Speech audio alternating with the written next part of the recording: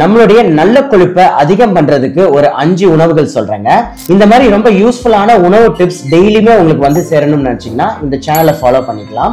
So நல்ல கொலஸ்ட்ராலுக்கு மிக மிக முக்கியமானது பார்த்தீங்கன்னா ஆயிலி ஃபிஷ். மீன் எந்த மீன்னாலும் எடுக்கலாங்க. ஸோ குறிப்பாக வந்து நல்லா ஆயிலி ஃபிஷ்ஷாக இருக்கிற மீன்கள் வந்து நீங்கள் சாப்பிடும் போது அதில் ஒமேகா 3 ஒமேகா 6 ஃபேட்டி ஆசிட் நல்ல கொலஸ்ட்ரால் எல்லாமே வந்து அதிகமாக இருக்கு. ஸோ மீன் வந்து உங்கள் ஹார்ட்டுக்கும் வந்து நல்லது. அடுத்து பார்த்தீங்கன்னா லெக்யூம்ஸ்.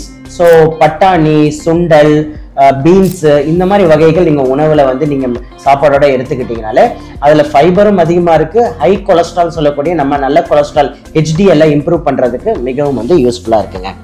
அடுத்து முக்கியமானது பார்த்தீங்கன்னா ஹோல் கிரைன்ஸ். நிறைய பேர் தெரியாத விஷயம், பாரம்பரிய அரிசியான இந்த red rice, brown rice, millets இதெல்லாம் அன்பாலிஷ்டாக நீங்கள் வாங்கி நீங்கள் சாப்பிடும் போது அதோட அவுட்டர் லேயரில் நம்மளுடைய நல்ல கொலஸ்ட்ராலை உண்டாக்குற அந்த விட்டமின் மினரல்ஸ் எல்லா காம்பவுண்டும் நம்மளுடைய அவுட்டர் லேயரில் நிறைய இருக்கு.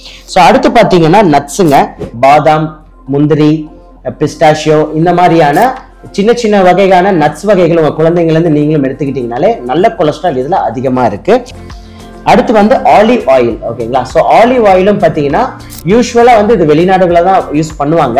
அண்ட் நம்ம ஊரில் அதை வந்து சாலட் ட்ரெஸ், யாராவது நீங்கள் சாலட் சாப்பிட்டீங்கன்னா ஆலிவ் ஆயில மேலே ட்ரெஸ் பண்ணலாம். ஸோ இந்த மாதிரி யூஸ்ஃபுல்லான கண்டென்ட் வேற யாருக்காவது தேவைப்படும் நினச்சிங்கன்னா அவங்களுக்கு இந்த கண்டென்ட்டை ஷேர் பண்ணிவிடுங்க.